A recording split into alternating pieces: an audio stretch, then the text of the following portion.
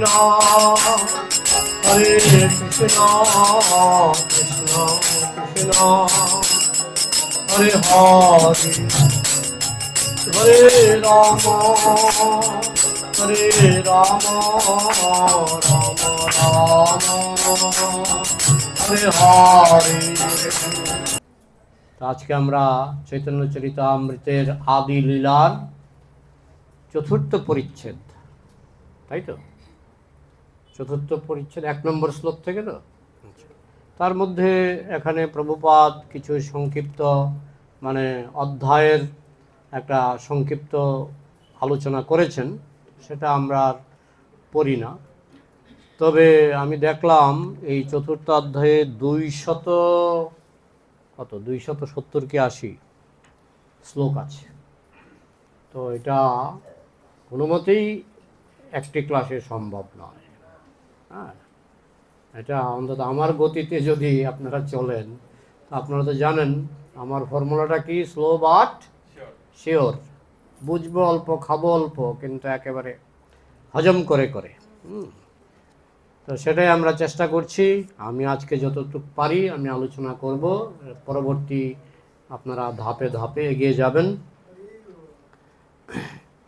অধ্যায়টার নাম হচ্ছে শ্রী চৈতন্য অবতারের মূল প্রয়োজন কথন। ভগবান শ্রী চৈতন্য মহাপ্রভু এই জগতে যখন অবতীর্ণ হয়েছিলেন, তার অবতরণের দুটো উদ্দেশ্য ছিল। একটা ছিল বাহ্য, আর একটা ছিল ভিতরের ব্যাপার, অন্তরের ব্যাপার। তো এই অন্তরের ব্যাপারটাকেই বলা হচ্ছে মূল প্রয়োজন। তিনি আসলে কেন এসেছিলেন? কিন্তু যখন এসেছিলেন তখন বাহ্য প্রয়োজন ছিল যোগধর্ম প্রচার, সেটাও তিনি করে গেছেন। তো একটা হচ্ছে ভেতরের প্রয়োজন। আজকের অধ্যায়ে আমরা ভেতরের প্রয়োজনটা কিছুটা শ্রবণ করব। এটা 270টা বা 70টার উপরে হবে শ্লোক, দেখতে হবে। কমপক্ষে 270টা শ্লোক আছে। তো এই এতগুলি শ্লোকে মহাপ্রভুর অবতরণের আভ্যন্তরীণ কারণ, তার ভেতরের ইচ্ছাটা কি ছিল, কি মেইন উদ্দেশ্যে তিনি এসেছিলেন। তো এইটা বুঝতে গেলে আমাদের একটা জিনিস ভালো করে বুঝতে হবে, যে এই যে জড়জগৎটা, এই জড়জগৎটা হচ্ছে চিৎ জগতের প্রতিবিম্ব। এটা সনাতন শাস্ত্রের একটা বড় সিদ্ধান্ত। সনাতন শাস্ত্রে, বহু শাস্ত্রে বলা হয়েছে যে এই যে জড়জগৎটা, যেটাকে আমরা বলি জেলখানা, এটা কিন্তু চিৎ জগতের প্রতিবিম্ব, প্রতিচ্ছবি। তো প্রতিবিম্ব কথাটা থেকে অনেক কিছু বোঝা যায়। মনে করুন একটা গাছ, পুকুরের পাড়ে বা নদীর পাড়ে একটা গাছ আছে। এখন গাছের মধ্যে যদি 2000 পাতা থাকে, তাহলে প্রতিবিম্বে কয় হাজার পাতা থাকবে? 2000, তাই না? গাছের মধ্যে যদি 100টা আম থাকে, প্রতিবিম্বে মানে পুকুরের জলে যে ছবিটা পড়েছে, সেখানে কয়শো আম থাকবে? 100। মানে গাছে আছে 100, আমি 100 না 200 বলেছিলাম? 200। আচ্ছা, গাছে আছে 200 আম, তাহলে প্রতিবিম্বে কয়টা আম দেখা যাবে? ভালো করে নজর দিলে দেখবেন 200ই আছে, তাই না? গাছে যদি 10টা পাখি থাকে, প্রতিবিম্বে কয়টা পাখি? 10টাই দেখা। তার মানে কি, মানে প্রতিবিম্বটা আসলের সঙ্গে একেবারে হুবহু মিলে যায়। তারপরও আমরা বলবো যে প্রতিবিম্ব দিয়ে আসলের কাজ হয় না।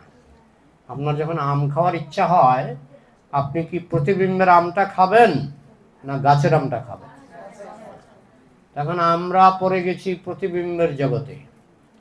তাই প্রতিবিম্বের জগতে আমরা যেগুলি আস্বাদন করি সেগুলি সবই প্রতিবিম্ব।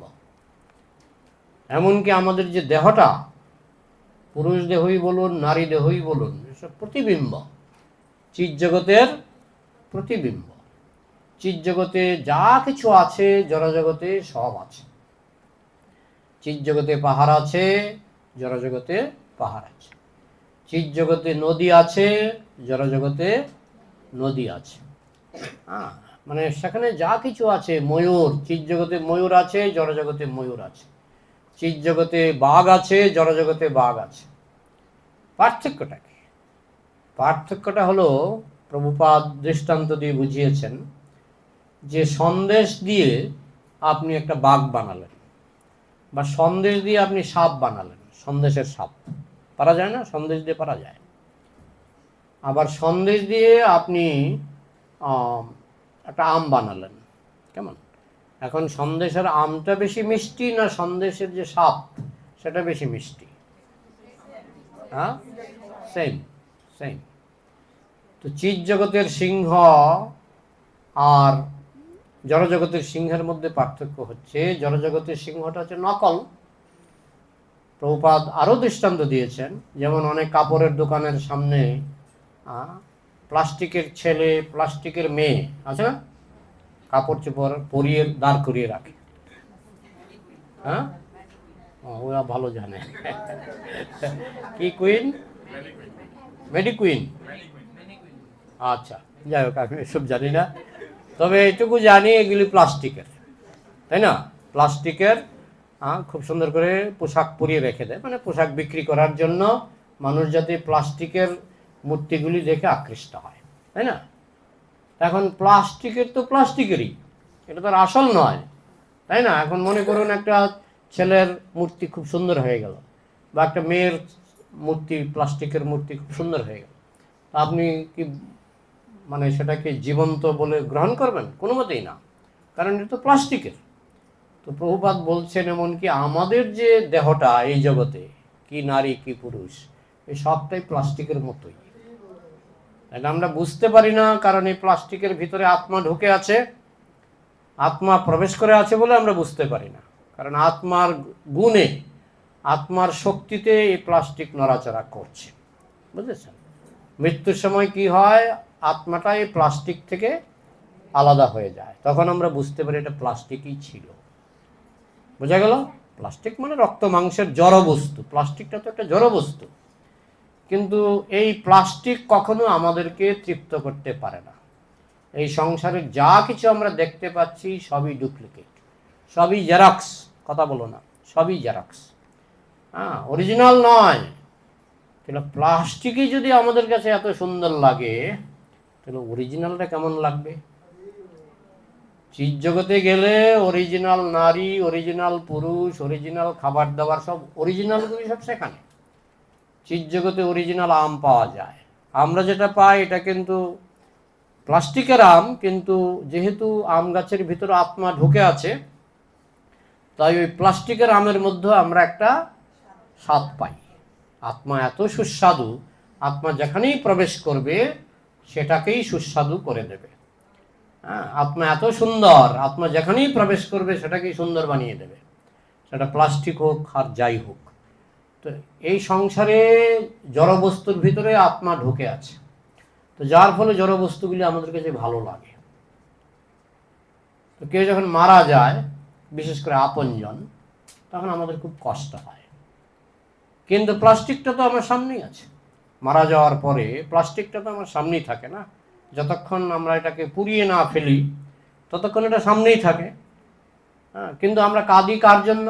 এই প্লাস্টিকটার জন্য কাঁদি? প্লাস্টিকটা তো সামনেই পড়ে আছে, তাই না? দেহটা তো পড়ে আছে, কিন্তু তার জন্য তো আমরা কাঁদি না। আমরা কাঁদি কার জন্য? আত্মার জন্য। আত্মাটা চলে গেছে। তাহলে আত্মা হচ্ছে ভগবানের একটা ক্ষুদ্র অংশ, তার জন্য যদি আমাদের কান্না আসে, তাহলে ভগবানের জন্য আমাদের কতটুকু কান্না আসা উচিত, যিনি হচ্ছেন সমস্ত আত্মারও আত্মা, পরমাত্মা, যিনি হচ্ছেন সমস্ত আত্মার আশ্রয়, যার থেকে সমস্ত আত্মা জগতে এসেছে। তো একটা আত্মার জন্য, এটা কণা, কৃষ্ণের কণা, তার জন্য যদি আমাদের এত কান্না পায়, তাহলে যিনি সমস্ত আত্মার উৎস, পরমাত্মা ভগবান, তার জন্য আমাদের কত প্রেম থাকা উচিত। সেটা আছে, কিন্তু সেটা এখন আচ্ছাদিত হয়ে আছে। এখন এই চৈতন্য মহাপ্রভু যখন এসেছেন, তিনি তো কৃষ্ণ স্বয়ং গোলক থেকে এসেছেন। গোলকে যা কিছু আছে তিনি এই জগতে এসে সেটা বিতরণও করতে চেয়েছেন, যাতে মানুষ আকৃষ্ট হয়ে আবার গোলকে ফিরে যায়। তো যখনই মানুষ এই সমস্ত চৈতন্য মহাপ্রভুর কথা শোনে যে মহাপ্রভু হচ্ছেন রাধা কৃষ্ণের মিলিত তনু, রাধা একটা নারী রূপ আর কৃষ্ণ পুরুষ রূপ, তাই তো? তো সেটা কি মানে অরিজিনাল আদি নারী হচ্ছেন রাধা, আর আদি পুরুষ হচ্ছেন গোবিন্দম আদি পুরুষ, সেখানে রয়েছে অরিজিনাল। আর তারই ডুপ্লিকেট জেরক্স হতে হতে কিছু বিস্তার তারা বৈকুণ্ঠে লক্ষ্মী রূপে প্রকাশিত হলো, নারায়ণ রূপে প্রকাশিত হলো, সেই অবধি অরিজিনাল ধরা হয় বৈকুণ্ঠ অবধি। বৈকুণ্ঠের নিচে যেই নামতে লাগলো স্বর্গ, হ্যাঁ, তখন শুরু হয়ে গেল মানে প্লাস্টিক, কিন্তু কোয়ালিটি প্লাস্টিক। মানে স্বর্গে যে নারী পুরুষ আছে, দেবদেবী আছে, এটা কোয়ালিটি প্লাস্টিক, দামি প্লাস্টিক, কম দামি প্লাস্টিক আছে না। তারপরে আবার এটা আরো নিচে নামলো মনুষ্য দেহ, মনুষ্য নারী, মনুষ্য পুরুষ, সেটা আরেকটু কম দামি প্লাস্টিক। আরো নিচে নেমে গেল ছেলে কুকুর, মেয়ে কুকুর, ছেলে গাধা, মেয়ে গাধা, হ্যাঁ, মানে দেহটা আরো নিচে নেমে গেল, সেটা আরো কম দামি প্লাস্টিক। বুঝা গেল? এইভাবে কিন্তু অরিজিনাল রয়েছে, কিন্তু অরিজিনালটা এই জগতে এসছে। এখন মহাপ্রভু তিনি তো কৃষ্ণ, তিনি অরিজিনাল প্রেম, অরিজিনাল আনন্দ, তিনি অরিজিনাল গোলকে তিনি সেটা আস্বাদন করেন। কিন্তু তার যখন তিনি সেখানে কিন্তু দুই ভাগে আছেন, রাধা তার থেকে এসেছে, তার থেকেই রাধার প্রকাশ, তারই শক্তি। সূর্যের কিরণ যেমন সূর্যেরই শক্তি, রাধা কিন্তু কৃষ্ণেরই শক্তি। কিন্তু গোলকে সাধারণত রাধা কৃষ্ণ পৃথক থাকে, কৃষ্ণ আলাদা, রাধা আলাদা। কেন আলাদা?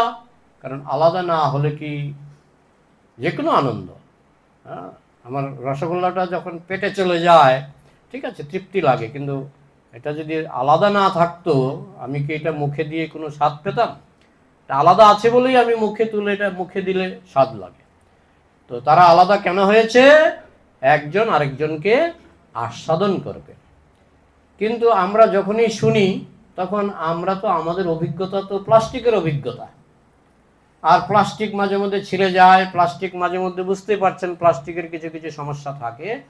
তাই আমরা মনে করি যে অরিজিনাল যে রাধা কৃষ্ণ, অরিজিনাল গোপীগণ, যাদেরকে বলা হয় অনুরাধা, অনুরাধা মানে রাধারই বিস্তার। গোপীরা কিন্তু আলাদা কেউ নন। যেমন রাস নাচে অসংখ্য কৃষ্ণ, সবই কিন্তু একই কৃষ্ণের বিস্তার। ঠিক তেমনি অসংখ্য গোপী, সবই কিন্তু একই রাধার বিস্তার। সেখানে তারা আনন্দ আস্বাদনের জন্য সেখানে নিজেদের বিস্তার করে। কিন্তু আমাদের সমস্যাটা হচ্ছে যে জন্য মানুষ সনাতন শাস্ত্রের নিন্দা করে, সনাতন শাস্ত্র বুঝতে পারে না।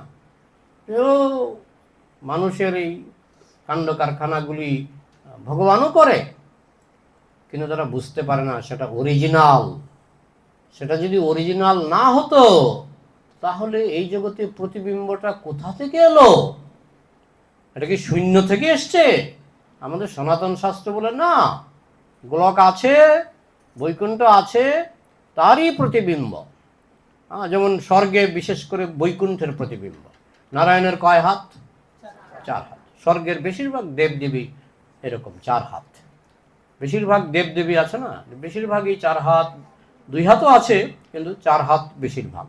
বুঝেছেন? অনেকের 10 হাত। কার 10 হাত? দুর্গা। কালীর কয় হাত? 4 হাত। যাই হোক, স্বর্গের মধ্যে পড়েছে বৈকুণ্ঠের জেরক্স। স্বর্গটা হয়েছে বৈকুণ্ঠের জেরক্স, আর এই পৃথিবীটা গোলকের জেরক্স। এই জন্য পৃথিবীর সবার, বিশেষ করে মানুষ, এদের 2 হাত। বুঝেছেন? এখন এটা বিভিন্ন ধর্ম মানে না, কিন্তু আমরা খুব কনভিন্সড যে গোলকে এরকম আছে বলেই তো প্রতিবিম্বটা সম্ভব। একটা আম গাছ পুকুর পাড়ে আছে বলেই তো তার প্রতিবিম্ব জলের মধ্যে পড়তে পারে। ঠিক তেমনি গোলকে অরিজিনাল এগুলো আছে, আর অরিজিনালটা কিন্তু দোষের নয়, কারণ অরিজিনাল তো কারো কিছু ক্ষতি করে না। আমরা কখন কোনো কিছুকে দোষের বলি? যেমন আমার জন্য রসগোল্লাটা দোষের, কেন বলুন তো? সুগার আছে। কিন্তু যার সুগার নেই তার জন্য কি এটা দোষের? দোষের নয়। একজন সুগার রোগী যদি রসগোল্লা খায়, বিশেষ করে হাই সুগার, ডাক্তার তাকে বকাও দিতে পারে। বকা দেবেন তো নাকি? হ্যাঁ, ডাক্তার তাকে বকাও দিতে পারে, দেয়। ডাক্তাররা খুব বকে রোগীদের, আমি দেখেছি। আমি হাসপাতালে রোগী নিয়েছিলাম তো, খুব বকে। হ্যাঁ, তো কেন বকে না? তোমার হাই সুগার, তুমি কেন রসগোল্লাটা খাচ্ছ? হ্যাঁ, কিন্তু যার সুগার নেই, হ্যাঁ, যেমন আমার এক পরিচিত একজন, ওনার সুগার একেবারে অনেক সময় খুব কম, মানে খুব কম। ডাক্তার বলছে আপনি রসগোল্লা খাবেন, রসগোল্লা খাবেন, মিষ্টি খাবেন। উনি মিষ্টি খেতে চায় না। ডাক্তার বলছে খাবেন, কিন্তু তার পক্ষে রসগোল্লা খাওয়াটা অন্যায় নয়, কিন্তু আমার পক্ষে অন্যায়, যেহেতু আমার সুগার আছে। তো ঠিক তেমনি চিৎ জগতে এগুলি আনন্দদায়ক। এই যে রাধা কৃষ্ণের লীলা বিলাস, এগুলি আনন্দদায়ক।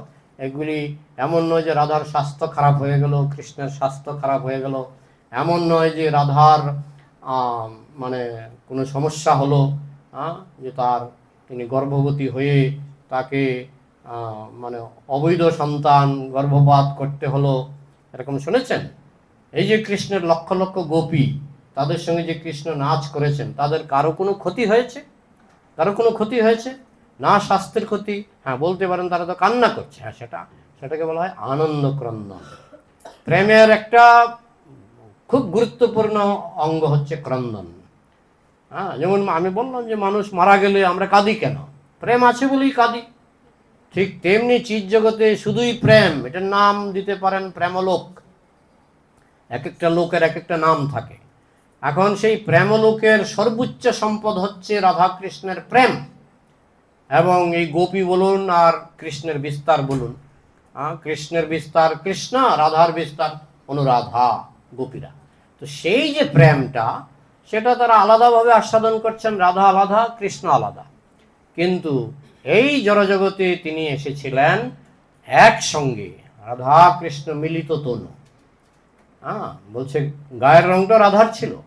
চৈতন্য মহাপ্রভু যখন এসেছিলেন, তার গায়ের রংটা কার ছিল?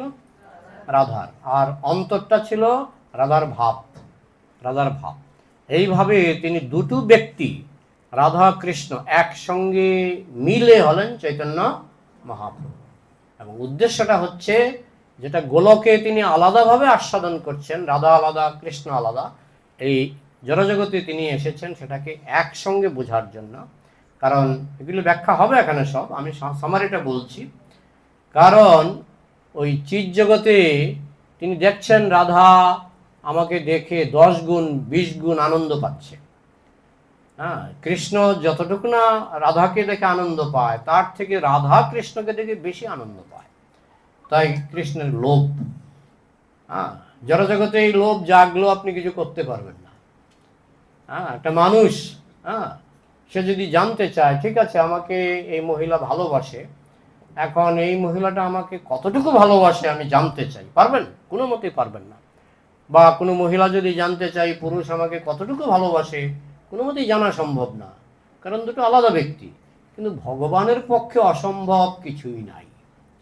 ভগবানের ইচ্ছা হলো রাধা আমাকে কতটুকু ভালোবাসে আমি জেনে ছাড়ব, এবং আমাকে ভালোবেসে রাধা কতটুকু আনন্দ পায় সেটাও আমি জেনে ছাড়ব। এই ইচ্ছা থেকে তিনি হয়ে গেলেন চৈতন্য মহাপ্রভু। এটা হচ্ছে তার অবতরণের মূল কারণ। তিনি রাধার প্রেমটাকে বুঝতে চেয়েছেন, আস্বাদন করতে চেয়েছেন। পুরুষ হওয়া সত্ত্বেও, আদি পুরুষ হওয়া সত্ত্বেও, তিনি তার যে প্রিয়তমা, তারই শক্তি, আহ্লাদিনী শক্তি, আনন্দদায়িনী শক্তি, তার প্রেমটাকে উপলব্ধি করার জন্য তিনি একসঙ্গে মিশে গেলেন, রাধা কৃষ্ণ একসঙ্গে মিশে গেলেন। তো এটা হচ্ছে প্রধান কারণ তার অবতরণের। আর বাহ্য কারণ যুগধর্ম প্রচার ইত্যাদি, যে হরে কৃষ্ণ মহামন্ত্র প্রচার করবেন, এগুলিকে বলা হচ্ছে আনুষঙ্গিক কারণ। প্রভুপাদ একটা সুন্দর দৃষ্টান্ত দিয়েছেন।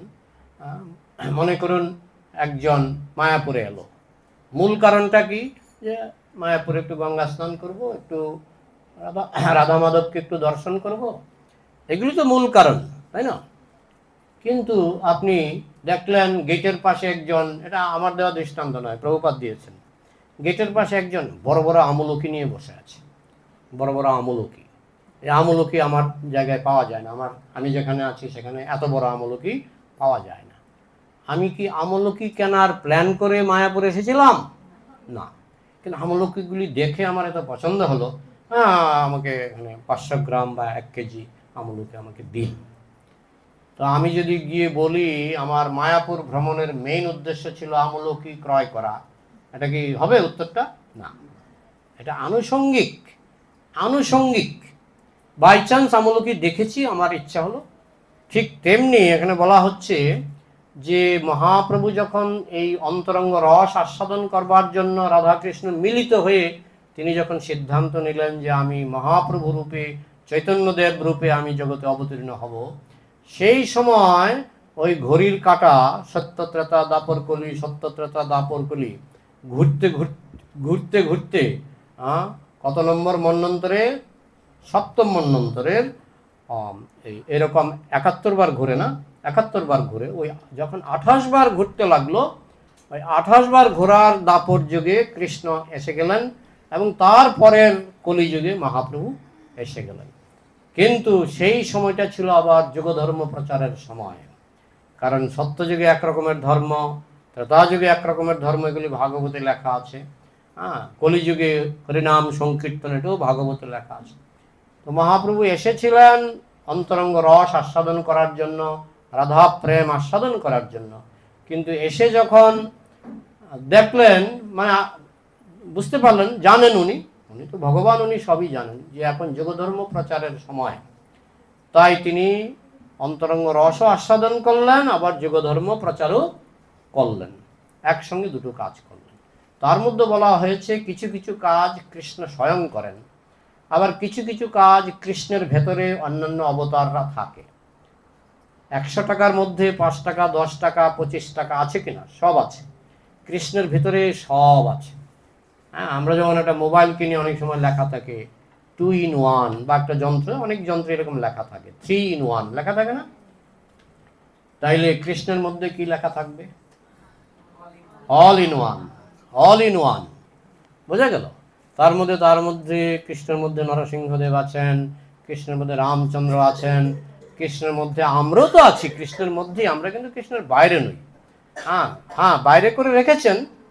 যেমন মা তার সন্তানকে জন্ম দিয়ে বাইরে আনন্দ করে না, সন্তানের সঙ্গে গল্প করে, সন্তানের সঙ্গে ঠাট্টাই আর কি করে, সন্তান কান্না করলেও তার আনন্দ, তাই না? আনন্দ মানে সন্তান না থাকার থেকে সন্তান যদি সঙ্গে থাকে তার ভালো লাগে। তা এখন মা যদি বিরক্ত হয়ে বলে, এই তোরা উৎপাত করছিস, সব আমার গর্ভ থেকে এসেছিস, আবার 10 জন সন্তান আবার গর্ভে আমি নিয়ে নেব, এটা তো হয় না। কারণ গর্ভ থেকে বাইরে কেন তারা জন্ম নিল? যাতে পিতামাতা আনন্দ আস্বাদন করতে পারে। তো কৃষ্ণ চাইলে আমাদেরকে কৃষ্ণের মধ্যে অ্যাবজর্ব করে নিতে পারে, চাইলে, কিন্তু তিনি তো সেই উদ্দেশ্যে আমাদেরকে সৃষ্টি করেননি বা প্রকাশ করেননি। তিনি আমাদেরকে প্রকাশ করেছেন যাতে আমরা প্রেমের বিনিময়ের মাধ্যমে তার সঙ্গে আনন্দ আস্বাদন করতে পারি। এই প্রেম বিনিময় করলে আমরাও আনন্দ পাবো, উনিও আনন্দ পাবেন। সেই হচ্ছে সৃষ্টির মূল কারণ। এর মধ্যে আমরা যারা একটু আমরা যারা ভগবানকে অমান্য করতে চাই, তাদের জন্য এই প্রতিবিম্বের জগৎ ভগবান সৃষ্টি করেছেন। কারণ আমরা কৃষ্ণের সঙ্গে প্রতিদ্বন্দ্বিতা করতে চাই, কৃষ্ণের সমান হতে চাই। তখন কৃষ্ণ দেখলেন গোলকে এটা সম্ভব নয়, তাই তোমাদের জন্য একটা প্রতিবিম্বের জগৎ সৃষ্টি করতে হবে। তাই ভগবান এই প্রতিবিম্বের জগৎ সৃষ্টি করলেন। এই জগতে সবই পাওয়া যায় ডুপ্লিকেট, তো সেইগুলি আমরা ভোগ করার চেষ্টা করছি। উদ্দেশ্য হলো এইভাবে প্রতিবিম্বের জগৎ ভোগ করতে করতে একদিন আমরা বুঝতে পারবো যে আমরা শান্তি পাচ্ছি না। কারণ এই প্রতিবিম্ব আমাদের কতদিন শান্তি দেবে? প্রতিবিম্ব আমাদেরকে চিরকাল শান্তি দিতে পারবে না। সাময়িক একটা হয়তো মোহ যে আমি শান্তি পাচ্ছি, কিন্তু সেটা বেশি দিন টিকবে না। এক সময় জীবাত্মা বুঝতে পারে আমার এই প্রতিবিম্ব ছাড়তে হবে, বলে আমার তো এই জিনিসগুলি লাগে, আমি যে ছাড়বো, আমার তো জিনিসগুলো লাগে। ভালো কথা, তুমি অরিজিনালে যাও, তুমি সেখানে অরিজিনাল রসগোল্লা খাও, অরিজিনাল ভোগবিলাস করো। আর সেই জন্যই কৃষ্ণ তিনি আসেন, দ্বাপর যুগে এসেছিলেন, তিনি দেখাচ্ছেন এই দেখো অরিজিনাল ভোগবিলাসটা এরকম। তিনি রাস নাচ করে বিভিন্নভাবে তিনি দেখিয়েছেন যে অরিজিনাল ভোগবিলাসটা কীরকম। তোমরা যদি ভোগ করতে চাও তোমরা গোলকে ফিরে আসো, বৈকুণ্ঠের উপরে গোলক, সেখানে ফিরে আসো, তোমাদেরকে অরিজিনাল ভোগবিলাস দেওয়া হবে। তো আমরা সেটা বুঝতে পারি না বলে আমরা এই ডুপ্লিকেট ভোগবিলাসকেই আঁকড়ে ধরে আছি। কিন্তু মহাপ্রভু এবং কৃষ্ণ স্বয়ং আসেন আমাদেরকে বোঝাবার জন্য যে তোমরা যেটা আস্বাদন করার চেষ্টা করছো সেটা ডুপ্লিকেট, সেটা দিয়ে তোমাদের তৃপ্তি হবে না। তোমরা জন্ম জন্ম ধরে চেষ্টা করবে, তৃপ্তি হবে না। তৃপ্তি যদি চাও গোলকে আসো, একই জিনিস পাবে, কিন্তু সেটা অরিজিনাল, আর এখানে এটা ডুপ্লিকেট। এবার আমরা শ্লোকে যাই, ঠিক আছে। শ্রী চৈতন্য প্রসাদেন তদ্রূপস্য বিনির্ণয়ম বালোপি কুরুতে শাস্ত্রং দৃষ্টা ব্রজ বিলাসিনা। শ্রী চৈতন্য মহাপ্রভুর কৃপায় একটি অবুধ শিশুও শাস্ত্রীয় দর্শন অনুসারে ব্রজবিলাসী শ্রীকৃষ্ণের তত্ত্বরূপ নির্ণয় করতে পারে। জিনিসটা এত কঠিন, বড় বড় বৈজ্ঞানিকরাও এটা নির্ণয় করতে পারবে না। আবার কৃষ্ণের যদি কৃপা হয়, বিশেষ করে চৈতন্য মহাপ্রভুর যদি কৃপা হয়, বালোপি মানে একটা শিশু, বালক, সেও চৈতন্য মহাপ্রভুর তত্ত্ব বুঝতে পারবে, সেও কৃষ্ণ তত্ত্ব বুঝতে পারবে, সেও ব্রজতত্ত্ব বুঝতে পারবে। তাৎপর্য, শ্রী চৈতন্য মহাপ্রভুর অহৈতুকী কৃপা লাভ করলে তবেই এই সংস্কৃত শ্লোকটির অর্থ হৃদয়ঙ্গম করা যায়। এরকম আরেকটা শ্লোক আছে চৈতন্য চরিতামৃতে, যেখানে বলা হয়েছে যে যাকে স্মরণ করলে কঠিন জিনিস সোজা হয়, আর যাকে ভুলে গেলে সোজা জিনিস কঠিন হয়। তার মনে আছে শ্লোকটা? হ্যাঁ, কে যেন বলছেন, হাত তুলুন। কথঞ্চন স্মৃতে যস্মিন দুষ্করং সুকরং ভবেৎ বিস্মৃতে বিপরীতং স্যাৎ শ্রী চৈতন্যং নমামিতম। কথঞ্চন স্মৃতে যস্মিন, যাকে একটু স্মরণ করলে দুষ্করং সুকরং ভবেৎ, দুষ্করং মানে যেটা করা খুব কঠিন সেটাও সহজ হয়ে যায়, আর যাকে ভুলে গেলে সহজ জিনিসটা কঠিন হয়ে যায়। এখন লীলা বর্ণনা করলে তো অনেক সময় নিয়ে নেবে। এই যে কেশব কাশ্মীরিকে যে মহাপ্রভু পরাজিত করেছিলেন, তিনি বড় পণ্ডিত ছিলেন, কিন্তু যেহেতু তিনি ভগবানকে ভুলে গেছিলেন তাই তিনি মানে সাধারণ ভুল করে বসেছিলেন। বড় পণ্ডিত হওয়া সত্ত্বেও তিনি সাধারণ ভুল করে বসেছিলেন। পরবর্তীকালে তিনি মহাপ্রভুর কৃপা লাভ করে বৈষ্ণব হয়েছিলেন। তা আমরা যদি মহাপ্রভুকে ভুলে যাই তাহলে সহজ জিনিস কঠিন হয়ে যাবে, আর যদি মহাপ্রভুকে আমরা স্মরণ করতে পারি, কথঞ্চিন একটু একটু যদি আমরা মহাপ্রভুকে স্মরণ করতে পারি, কথঞ্চিন স্মৃতে যস্মিন, তাকে একটু স্মরণ করলেই আমাদের কিন্তু কঠিন জিনিস, সবচেয়ে কঠিন জিনিস সহজ হয়ে যাবে। যেটা প্রভুপাদের জীবনে আমরা দেখতে পাই। 70 বছর বয়সে তিনি আমেরিকায় গেলেন, জাহাজের মধ্যে 2 বার হার্ট অ্যাটাক হলো, বিনা চিকিৎসায় সুস্থ হলেন, তাই না? অনেকে আবার ডাক্তারের কাছে গিয়ে অসুস্থ হয়, তাই না? হয়তো হার্ট অ্যাটাক হলো, আর ডাক্তারের কাছে গেলেন, কিন্তু কোনো ডাক্তার কিছু মনে করবেন না, ক্ষমা করে দেবেন। তো গেলে অনেক সময় কাটা গায়ে নুনের ছিটা দিয়ে, অনেক সময় আরও আমি দেখেছি, এটাগুলো আমার অভিজ্ঞতার ব্যাপার, আমি দেখেছি যে আমার ঠাকুরদা বাড়িতেই মারা গেছিলেন, কষ্ট পেয়েছেন কিছু, কিন্তু ডাক্তারের কাছে গিয়ে যে কষ্ট আমি দেখি, নাকের মধ্যে পাইপ ঢোকায়, প্রস্রাবে পাইপ, পায়খানায় পাইপ, আমাদের মন্দিরে তো দেখেছেন একজনের গলা কেটে ভেতরে খাবার ঢোকাচ্ছে, নাকেও খাবার দিতে পারছে না, তাই না? গলা কেটে খাবার ঢোকাচ্ছে। তো যাই হোক, তাহলে আমার তো মাঝে মধ্যে মনে হয় গলা কেটে খাবার ঢোকানোর থেকে ও না খেয়ে মরে যাওয়া ভালো। আমার সিদ্ধান্তটা অনেকটা এরকম। তো আগে পরে তো মরতেই হবে, আগে পরে মরতেই হবে। তো যাই হোক, তো ভগবানকে স্মরণ করলে কঠিন জিনিস সোজা হয়। ছিল প্রভুপাদের 2 বার হার্ট অ্যাটাক হলো, 2 বার হার্ট অ্যাটাক হলো, বিনা ডাক্তারে বিনা চিকিৎসায় তিনি সুস্থ হলেন এবং পৃথিবী কাঁপিয়ে দিলেন। তাই না? কেন? কারণ তিনি মহাপ্রভুকে স্মরণ করেছিলেন, তার হৃদয়ে মহাপ্রভু। তাহলে কঠিন জিনিস সোজা হলো কিনা? হ্যাঁ, এটা কি সম্ভব? একজন বৃদ্ধের পক্ষে দুবার হার্ট অ্যাটাক হওয়ার পরে বিনা চিকিৎসায় সুস্থ হয়ে সারা পৃথিবী কাঁপিয়ে দেওয়া, এটা কি সম্ভব? সম্ভব। কঠিন কাজ সহজ হবে যদি মহাপ্রভুর কৃপা থাকে। হ্যাঁ, এটাই বুঝতে হবে। তো এখন এটাই বলা হচ্ছে যে এই যে চৈতন্য তত্ত্ব, কৃষ্ণ তত্ত্ব, এগুলি উপলব্ধি করা কঠিন, কঠিন, খুবই কঠিন। হ্যাঁ, তা আমরা যে কিছু আমরা যে আকৃষ্ট হয়েছি তার কারণ হচ্ছে প্রভুপাদের কৃপা, চৈতন্য মহাপ্রভুর কৃপা। ওই কৃপার দ্বারা কঠিন জিনিসটা সহজ হয়। জয় জয় শ্রী চৈতন্য জয় নিত্যানন্দ, জয় অদ্বৈত চন্দ্র জয় গৌর ভক্ত বৃন্দ। চতুর্থ শ্লোকের অর্থ কইল বিবরণ, পঞ্চম শ্লোকের অর্থ শোনো ভক্তগণ। শ্লোক কয়টা আছে মঙ্গলাচরণে? মঙ্গলাচরণে 14টা।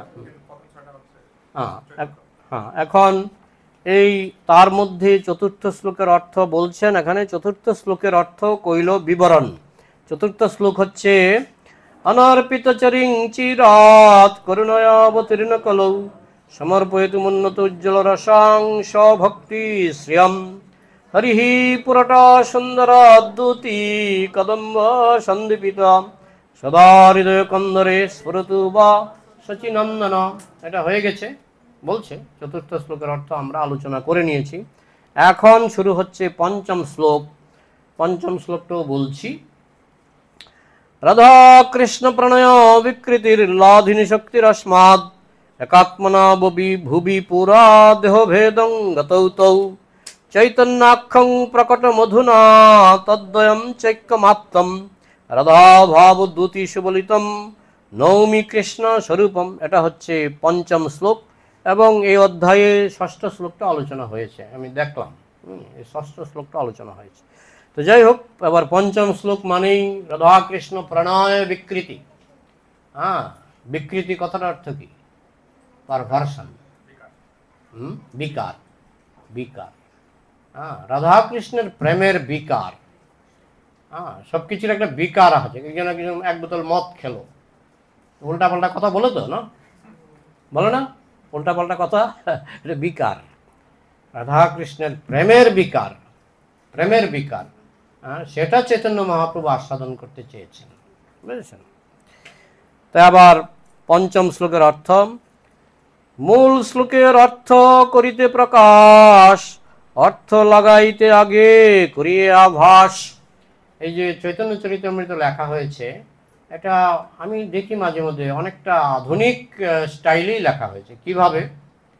কারণ মনে আছে আমি যখন পিএইচডি করতে গেছিলাম তখন আমাকে প্রথমেই বলেছিল, আমার যে গাইড বলেছিল আপনাকে প্রথমে সিনপসিস জমা দিতে হবে। সিনপসিস, সিনপসিসটা মানে আপনি যা লিখবেন, মোটামুটি 400 পৃষ্ঠার আমার থিসিসটা হয়েছিল, 400 পৃষ্ঠা। তো আপনি 400 পৃষ্ঠার মধ্যে যা লিখবেন তার সামারি আপনাকে মোটামুটি 20-25 পৃষ্ঠার মধ্যে লিখতে হবে। পুরো থিসিসটার সামারি আপনাকে 20-25 পৃষ্ঠার মধ্যে লিখতে হবে। তো কৃষ্ণদাস কবিরাজ গোস্বামী তিনি প্রথম করলেন সিনপসিস। এই যে 14টা শ্লোক, বলতে গেলে চৈতন্য চরিতামৃতের সার কথা এই 14টা শ্লোকের মধ্যে তিনি ঢুকিয়েছেন, সিনপসিস করে দিলেন। তারপরেও আবার সিনপসিসটাকে সংক্ষেপে ব্যাখ্যা করলেন। এই যে বললেন না, মূল শ্লোকের অর্থ করিতে প্রকাশ, অর্থ লাগাইতে আগে করিয়ে আভাস। আভাসটা হলোই সিনপসিস। আমি আভাসে যেটা আমি ব্যাখ্যা করব সেটা আগে আমি আভাসে বলে নিই, আভাসে বলার চেষ্টা করব, তারপরে বিস্তারিত ব্যাখ্যা করব। আসলে গোটা চৈতন্য চরিতামৃতটাই হচ্ছে এই 14খানা শ্লোকের বিস্তারিত ব্যাখ্যা। তো এখন বলছে আমি সিনপসিসটা বলার চেষ্টা করছি। সিনপসিস, চতুর্থ শ্লোকের অর্থ এই কইল সার, প্রেম নাম প্রচারিতে এই অবতার। চতুর্থ শ্লোকের আলোচনা হয়ে গেছে, তাই তো? যে কি না, প্রেম নাম, নামটাকে বলা হচ্ছে প্রেম নাম। তার মানে চৈতন্য মহাপ্রভু নামের মধ্যেই প্রেম মিশিয়ে তিনি বিতরণ করেছেন। এমন আমরা ভাবি যে নাম করলে প্রেম আসবে, কিন্তু মহাপ্রভু যখন বিতরণ করেছেন তিনি দুটো মিশিয়েছেন। হ্যাঁ, এই জন্য বলতেন প্রেম সংকীর্তন, নাম সংকীর্তন অথবা প্রেম সংকীর্তন, মানে তিনি নামের মধ্যেই প্রেম মিশিয়ে দিয়েছেন। তো এটা চতুর্থ শ্লোকের তত্ত্বে আলোচনা নিশ্চয়ই করা হয়েছে। সত্য এই হেতু কিন্তু এহ বহিরঙ্গ, আর এক হেতু শোনা আছে অন্তরঙ্গ। এটা ঠিক, তিনি নাম প্রচার করেছেন, নামের মাধ্যমে প্রেম প্রচার করেছেন, কিন্তু এটাও মহাপ্রভুর অবতরণের বহিরঙ্গা কারণ। কারণ এগুলি স্বয়ং কৃষ্ণ না আসলেও পারে, স্বয়ং কৃষ্ণ না আসলেও এগুলি বাসুদেব কৃষ্ণের মাধ্যমে, যেগুলি কৃষ্ণের অংশ বিস্তার, যেগুলি কৃষ্ণের মধ্যেই আছে, মাঝে মধ্যে কৃষ্ণ বের করে দেন, যাও মথুরা যাও, গিয়ে কংসকে বধ করো। আসল কৃষ্ণ আসেননি, মানে আসল কৃষ্ণ যে আদি কৃষ্ণ, গোবিন্দম আদি পুরুষম, সর্বদা দিবুজং কৃষ্ণ কদাপি ন চতুর্ভুজা, বৃন্দাবনং পরিত্যজ্য স পদমেকং ন গচ্ছতি। বৃন্দাবন ছেড়ে এক পাও যায় না, আসল কৃষ্ণ বৃন্দাবন ছেড়ে এক পাও যায় না। তাহলে কি করে তিনি কংসের কাছে গেলেন? তো বৃন্দাবন ছেড়ে গেলেন। তো বলতে পারেন মথুরা মণ্ডল, কিন্তু মথুরা মণ্ডল তো বৃন্দাবন নয়, কিন্তু বৃন্দাবনের বাইরে কি করে গেলেন তার সুন্দর ব্যাখ্যা প্রভুপাদ করেছেন। যখন অক্রুর তাকে নিয়ে যাচ্ছিলেন বৃন্দাবন থেকে মথুরার পথে, ওই কি ঘাটটার নাম অক্রুর ঘাট না, অক্রুর ঘাটে কৃষ্ণ বললেন আমি একটু স্নান করব। স্নান করতে নামলেন যমুনাতে, নেমে ডুব দিলেন, ডুব দিয়ে আসল কৃষ্ণ বৃন্দাবনের বর্ডারে ঢুকে গেলেন। সেখানে কি অপ্রকট, অপ্রকট মানে দেখা যাবে না, একমাত্র রাধা মাঝে মধ্যে দেখতেন, আর দেখে ভাবতেন আমি কি ভুল দেখলাম, কিন্তু আসল কৃষ্ণ বৃন্দাবনেই ছিলেন। ওই অক্রুর ঘাটে স্নান করে তিনি বৃন্দাবনে চলে গেলেন। তারপরে বাসুদেব কৃষ্ণ সেখান থেকে ডুব দিয়ে উঠে রথে এসে বসলেন। অক্রুর কিন্তু দেখেছিলেন একটা কৃষ্ণ দেখা যাচ্ছে এখনো স্নান করছে, আরেকটা কৃষ্ণ দেখা যাচ্ছে উঠে গেছে। তারপর দেখলেন যে কৃষ্ণ এখনো স্নান করছে ডুব দিয়ে অদৃশ্য হয়ে গেছে। অক্রুর দেখে একটু হয়ে গেছিল, ব্যাপারটা কি? ব্যাপারটার কিছুই না, বৃন্দাবনং পরিত্যজ্য স পদমেকং ন গচ্ছতি। আসল কৃষ্ণ আদি গোবিন্দম আদি পুরুষম বৃন্দাবন ছেড়ে এক পাও যাবে না, একদম ঠিক বর্ডারে স্নান করে দুই কৃষ্ণ আলাদা হয়ে গেল। তাহলে কংসকে যে হত্যা করেছিলেন তিনি কোন কৃষ্ণ? বাসুদেব কৃষ্ণ। যদিও দেখতে অনেকটা কৃষ্ণের মতোই, দুই হাত সবই আছে, কিন্তু বাসুদেব কৃষ্ণের খুব সম্ভবত আমি যতটুকু জানি, বাঁশি কি আছে বাসুদেব কৃষ্ণের? মথুরায় বাঁশি নেই। সুদর্শন ধরেছেন মাঝে মধ্যে তীর ধনুক ধরেছেন, বাঁশি তো মথুরায় আমার জানা নেই। মথুরায় তিনি যে কংসকে বধ করেছেন সেখানে তো বাঁশি ছিলই না, তাই না? বাঁশিটা থাকে কোন কৃষ্ণের? আদি কৃষ্ণের, অরিজিনাল কৃষ্ণের হাতে বাঁশি থাকে।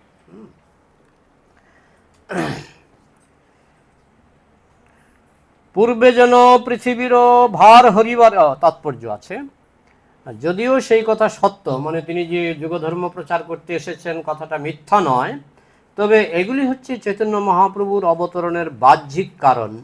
সেই চৈতন্য মহাপ্রভুর অবতরণের আরেকটি নিগূঢ় অন্তরঙ্গ কারণ রয়েছে, অনুগ্রহ করে সেটি শ্রবণ করুন। তৃতীয় পরিচ্ছেদের চতুর্থ শ্লোকে স্পষ্টভাবে বলা হয়েছে যে কৃষ্ণপ্রেম দান এবং শ্রীকৃষ্ণের দিব্য নাম সমন্বিত হরেকৃষ্ণ মহামন্ত্র কীর্তন প্রবর্তন করার জন্য শ্রী চৈতন্য মহাপ্রভু আবির্ভূত হয়েছেন। সেগুলি হচ্ছে শ্রী চৈতন্য মহাপ্রভুর আবির্ভাবের বাহ্যিক কারণ। তার আবির্ভাবের অন্তরঙ্গ কারণটি ভিন্ন, যা এই পরিচ্ছেদে ব্যক্ত করা হয়েছে। অন্তরঙ্গ কারণটি হচ্ছে তিনি নিজে আস্বাদন করবেন, তার অন্তর থেকে রাধা প্রেম তিনি নিজে আস্বাদন করবেন। পূর্বে যেন পৃথিবীর ভার হরিবারে কৃষ্ণ অবতীর্ণ হইলা শাস্ত্রেরও প্রচারে। এবার কৃষ্ণদাস কবিরাজ গোস্বামী এটা ব্যাখ্যা করছেন যে আগে দাপর যুগে কৃষ্ণ পৃথিবীর ভার হরণ করার জন্য অবতীর্ণ হয়েছিলেন, সেটাই শাস্ত্রে বলা হয়েছে যে পৃথিবীর ভার হরণ করার জন্য কৃষ্ণ অবতীর্ণ হয়েছিলেন। স্বয়ং ভগবানের কর্ম নহে ভার হরণ, স্থিতিকর্তা বিষ্ণু করেন জগত পালন। কিন্তু এই কাজগুলি তো কৃষ্ণ করেন না। প্রভুপাদের একটা কনভারসেশন আমি শুনেছিলাম, প্রভুপাদ বলছেন জগতে সবচেয়ে অলস হচ্ছে কৃষ্ণ।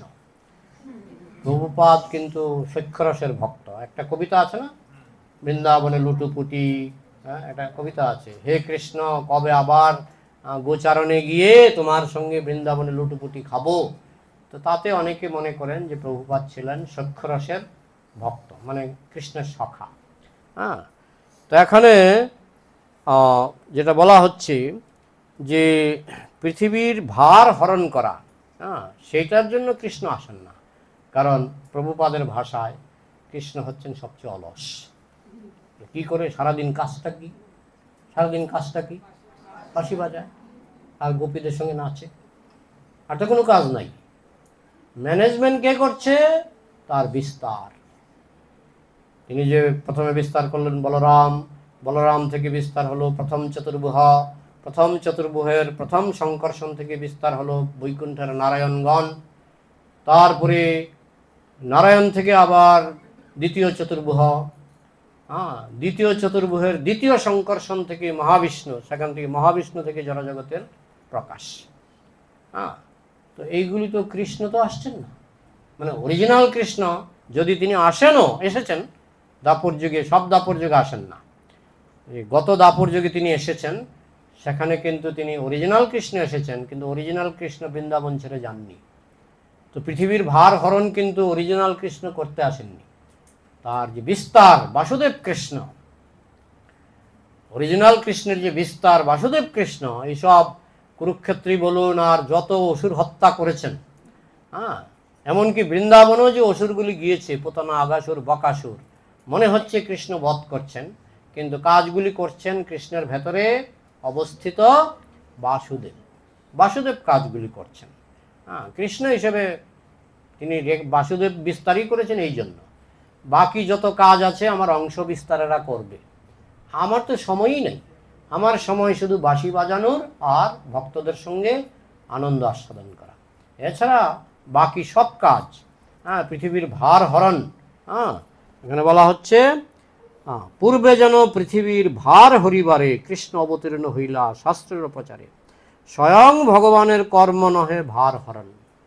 এই যে কংসকে হত্যা করা, এটা স্বয়ং ভগবানের কাজ নয়, স্থিতিকর্তা বিষ্ণু করেন জগত পালন। হ্যাঁ, এই জন্য বিষ্ণুকে অনেক সময় দেবতাও বলা হয়। এই যে ব্রহ্মা, বিষ্ণু, মহেশ্বর, অনেক সময় বিষ্ণুকে কিন্তু দেবতা বিভিন্ন জায়গায় লেখা আছে। যদিও তিনি কৃষ্ণেরই বিস্তার, কিন্তু তিনি কৃষ্ণ নন, মানে আদি কৃষ্ণ নন। তিনি জগৎকে পালন করেন। তো এই জগৎ পালনের হেডেক কৃষ্ণকে নিতে হয় না, তার অংশরাই। হ্যাঁ, অনেকে বলে না যে ভগবান সৃষ্টিকর্তা। হ্যাঁ, আমাকে অনেকে লিখে পাঠায় ভগবান সৃষ্টিকর্তা, তা আমি লিখে পাঠাই ভগবানের অংশের অংশের অংশের অংশের অংশের অংশের অংশ হচ্ছে সৃষ্টিকর্তা। অন্যান্য ধর্মে বলে ভগবান সৃষ্টিকর্তা, আমরা সেটা বলি না। হ্যাঁ, ভগবান হচ্ছেন ভক্তারং যজ্ঞতপসম, তিনি ভক্তদের সঙ্গে আনন্দ আস্বাদন করেন। আর সৃষ্টি ফিষ্টি ধ্বংস, হ্যাঁ, এগুলির জন্য তার অংশের অংশের অংশের অংশের অংশের অংশের অংশই যথেষ্ট। বোঝা গেল? স্বয়ং ভগবানের কর্ম নহে ভার হরণ, স্থিতিকর্তা বিষ্ণু করেন জগত পালন। কিন্তু কৃষ্ণের যেই হয় অবতার কাল, ভার হরণ কাল তাতে হইল মিশাল। কিন্তু কৃষ্ণ যখন এই জগতে এসে তিনি যখন ভক্তদের সঙ্গে রাস নাচ করবেন, বস্ত্রহরণ করবেন, এইসব লীলাগুলি করবেন, সেই সময় আবার ভার হরণের কাল একসঙ্গে মিশে গেল। হ্যাঁ, কারণ তখন কংস, অঘাসুর, বকাসুর, জরাসন্ধ, শিশুপাল, হ্যাঁ, বিভিন্ন গ্রহ নক্ষত্র থেকে তখন পৃথিবীতে অসুররা জমায়েত হয়েছিলেন। কেন জমায়েত হয়েছিলেন? কারণ পৃথিবীতে তখন অনেক ভোগের সামগ্রী ছিল। তো অসুরদের কাজই হলো যেখানে ভোগের সামগ্রী সেখানে জমায়েত হয়। তো কৃষ্ণ অবতীর্ণ হওয়ার আগেই কৃষ্ণের প্ল্যানে তিনি পৃথিবীকে এমনভাবে সাজিয়েছিলেন যে বিভিন্ন গ্রহ নক্ষত্রের অসুররা তারা পৃথিবীতে এসে জন্মগ্রহণ করতে লাগলেন, যাতে তারা পৃথিবীকে শোষণ করতে পারে। হ্যাঁ, তো সেই জন্য ওই পৃথিবী তো গিয়েছিলেন ব্রহ্মার সঙ্গে, শিবের সঙ্গে ক্ষীর সাগরে গিয়ে প্রার্থনা করেছিলেন যে আমি বড় বড় পর্বতের চাপ আমি সহ্য করতে পারি, বড় বড় পর্বতের ওজন আমি সহ্য করতে পারি, কিন্তু পাপী অসুরের ওজন আমি সহ্য করতে পারি না, পাপের ভার আমি সহ্য করতে পারি না। তো ব্রহ্মার অনুরোধে তখন ওই ক্ষীরোদাক্ষায়ী বিষ্ণু বলেছিলেন যে আমি খুব শীঘ্রই অবতীর্ণ হব। হ্যাঁ, এখন সেই ক্ষীরোদাক্ষায়ী বিষ্ণু তিনি কিন্তু আদি কৃষ্ণ নন, কিন্তু মানুষ অনেক সময় কনফিউজড হয়ে যায়। আদি কৃষ্ণ যখন এই পৃথিবীতে অবতীর্ণ হন, তিনি কিন্তু ক্ষীরোদাক্ষায়ী বিষ্ণুর ভেতর দিয়ে তিনি এই জগতে প্রবেশ করেন। মানে যেমন ইন্সপেক্টর স্কুলে গেলে ইন্সপেক্টরের কিন্তু অধিকার আছে, আমি যতটুকু জানি, মাস্টার মশাইকে না জিজ্ঞাসা করে ক্লাসে ঢুকতে পারেন, ইন্সপেক্টরের সেই অধিকার আছে। কিন্তু তবু ইন্সপেক্টর দরজায় দাঁড়িয়ে বলে, may I come in sir, আমি কি আসতে পারি? কিন্তু ইন্সপেক্টর এটা করা কম্পালসারি নয়, কারণ তিনি গেছেন স্কুলটাকে পরীক্ষা করতে, কে ফাঁকি দিচ্ছে, কে কী করছে, তিনি হঠাৎ করে ঢুকতে পারেন, তার সেই অধিকার দেওয়া আছে। হ্যাঁ, কিন্তু তবু তিনি পারমিশন নিয়ে কেন ঢোকেন? একটা শিষ্টাচার, ভদ্রতা। তো ভগবান ইচ্ছা করলে ক্ষীরোদাক্ষায়ী বিষ্ণু ছাড়াও তিনি আসতে পারেন, কিন্তু জগৎটাকে পরিচালনা করার জন্য গর্ভদক্ষায়ী বিষ্ণু, ক্ষীরোদাক্ষায়ী বিষ্ণু, কারণদক্ষায়ী বিষ্ণু তাদেরকে রাখা হয়েছে। তাই তিনি যখন এই জগতে আসেন, তিনি শুধু নন, জগতে যত অবতার আসে ক্ষীরোদাক্ষায়ী বিষ্ণুর মাধ্যমে এই জগতে প্রবেশ করেন। এটা হলো তাকে একটা মর্যাদা দেওয়া। কিন্তু অনেকে এটা কনফিউজড হয়ে যায়, বলে তাহলে ক্ষীরোদাক্ষায়ী বিষ্ণু কৃষ্ণের থেকে বড়, তো সে কথা বললে তো বসুদেব দেবকী কৃষ্ণের থেকে বড়। হ্যাঁ, অটল বিহারী বাজপেয়ীর বাবা ছিলেন একটা স্কুলের, প্রাইমারি স্কুলের মাস্টার, আমি যেটুকু জানি। কে বড়, প্রাইমারি স্কুলের মাস্টার বড় না প্রধানমন্ত্রী বড়? কে বড়? প্রধানমন্ত্রী বড়। তো এটা তো বুঝতে হবে, তিনি ক্ষীরোদাক্ষায়ী বিষ্ণুর মাধ্যমে এসেছেন, মানে এই নয় যে ক্ষীরোদাক্ষায়ী বিষ্ণু তার থেকে বড়। তিনি তার মাধ্যমে, তার স্বেচ্ছায় ক্ষীরোদাক্ষায়ী বিষ্ণুর মাধ্যমে এই জগতে আসেন, যেমন দেবকী বসুদেবের মাধ্যমে তিনি জগতে প্রকাশিত হন। তার মানে এই নয় যে দেবকী বসুদেব কৃষ্ণের থেকে বড়। হ্যাঁ, কিন্তু কৃষ্ণের যেই হয় অবতার কাল, ভার হরণ কাল তাতে হইল মিশাল। যখনই কৃষ্ণ অবতীর্ণ হওয়ার জন্য চিন্তা করেন, তখনই এই ভার হরণের সময়টাও একসঙ্গে মিশে গেল। ভগবদ্গীতা থেকে আমরা জানতে পারি যে পরমেশ্বর ভগবান নির্দিষ্ট সময়ের ব্যবধানে ধর্ম সংস্থাপন করার জন্য আবির্ভূত হন। মানব সমাজের পারমার্থিক কৃষ্টির পুনর্জাগরণের জন্য এবং তার অপ্রাকৃত লীলাবিলাস প্রকট করার জন্য ভগবান শ্রীকৃষ্ণ দ্বাপর যুগের শেষে অবতীর্ণ হয়েছিলেন। আসলে কংসকে বধ করার জন্য কৃষ্ণের আসতে হয় না। কৃষ্ণ যদি গোলক থেকেও বলেন যে কংস মরুক, মরে যাবে, তাই না? তার জন্য যে বড় একটা অ্যাটম বোমা লাগবে তাও নয়, মশার কামড়েও কংস মরতে পারে, তাই না? কি যেন আলেকজান্ডার সারা পৃথিবী জয় করে ফেলেছিলেন, কিন্তু মারা গেছে কিসে জানেন? ম্যালেরিয়া, মশার কামড়। ম্যালেরিয়া মানে মশার কামড়। তিনি সারা পৃথিবী জয় করে ফেলেছিলেন আলেকজান্ডার, কিন্তু মারা গেলেন মশার কামড়ে। তো ভগবান যদি চান এটা করোনা দিয়ে কংসকে বধ করতে পারেন, ভগবান যদি চান একটা হার্ট অ্যাটাক দিয়ে কংসকে বধ করতে পারেন। হ্যাঁ, তো কংসকে বধ করার জন্য তার আসার প্রয়োজন পড়ে না, কিন্তু তবু তিনি আসেন কেন? মেইন উদ্দেশ্য হচ্ছে ভক্তদের আনন্দ দেওয়া। তিনি যখন কংসকে ঘুষি দিয়ে মারবেন, ভক্তরা হাততালি দেবে, তাই না? ভক্তদের আনন্দ দেওয়ার জন্য তিনি আসেন, তাহলে কংসকে মারার জন্য তার আসার কোনো প্রয়োজনই নেই। হ্যাঁ,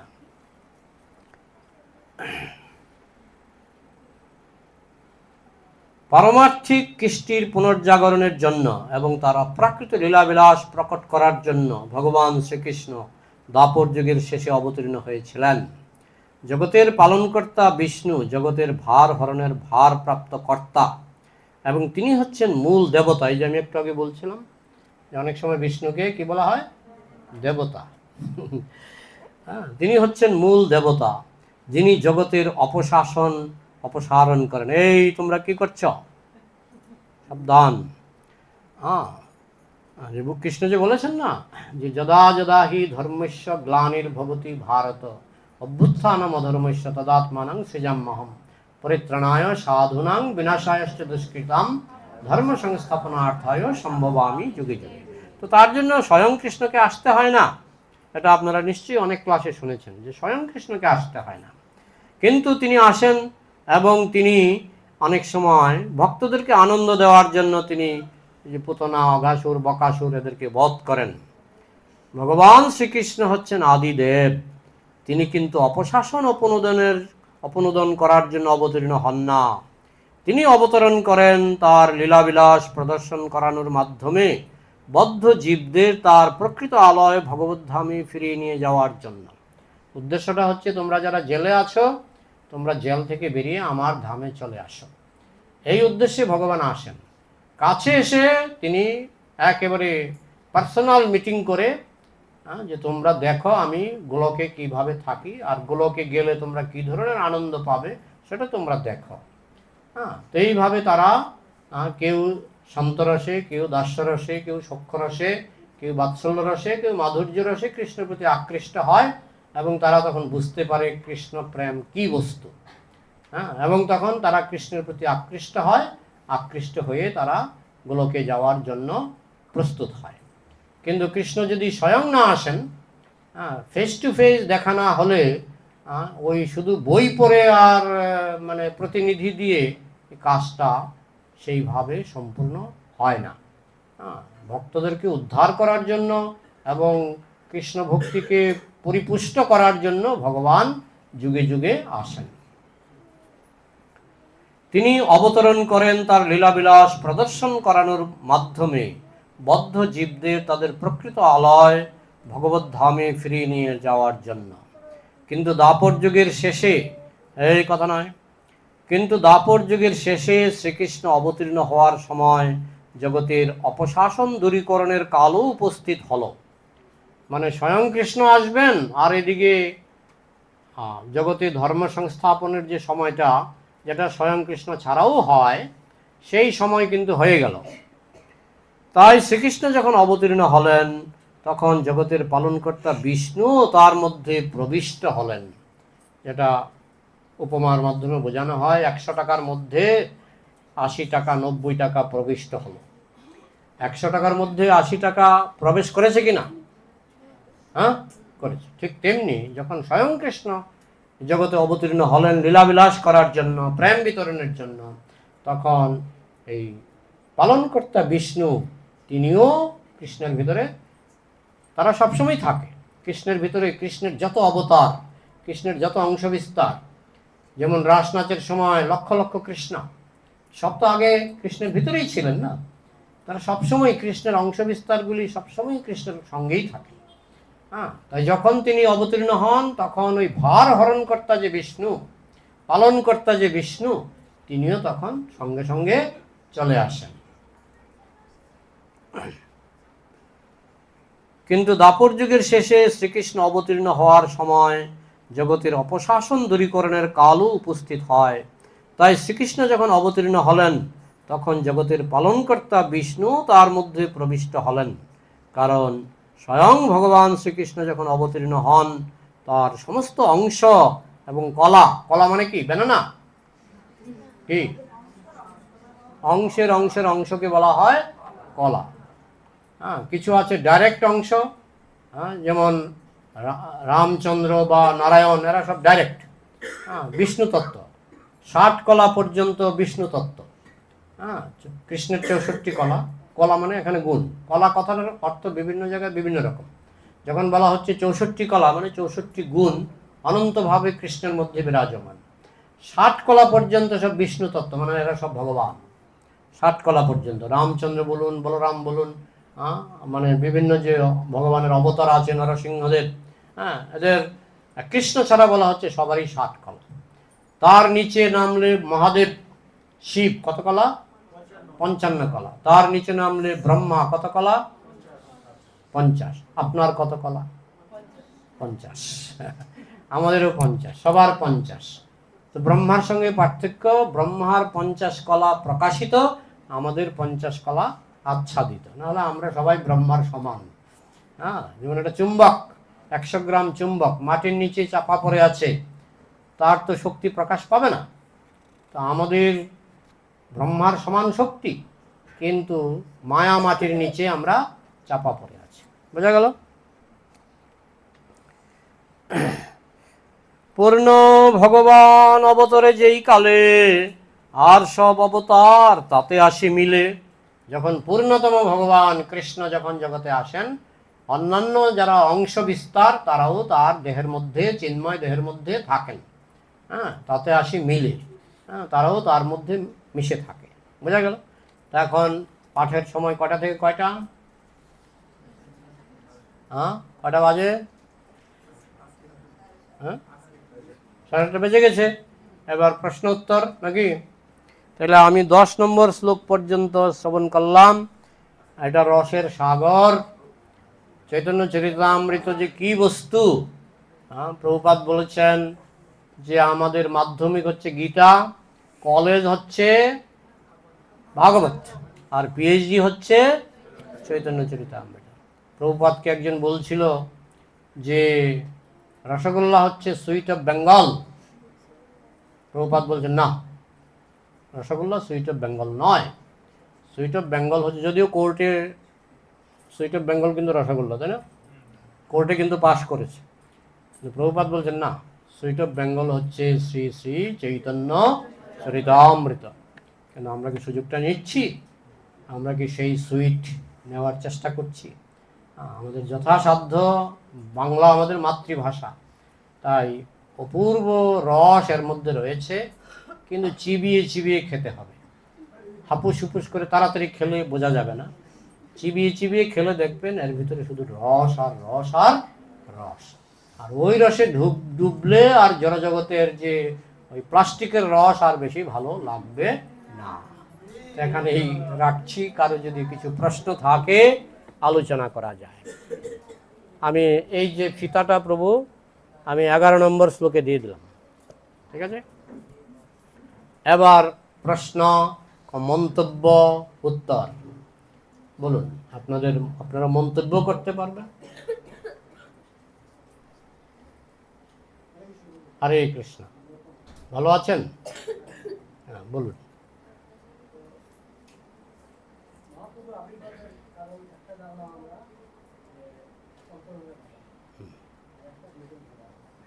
হ্যাঁ,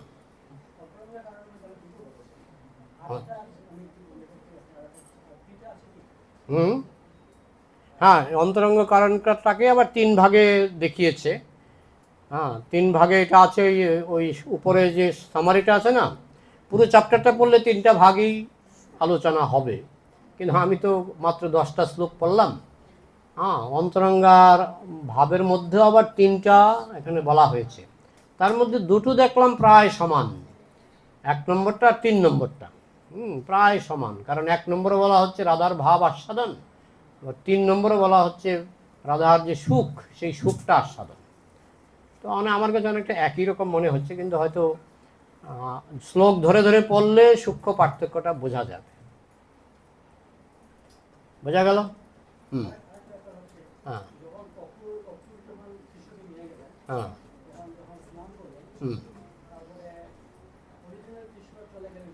হ্যাঁ,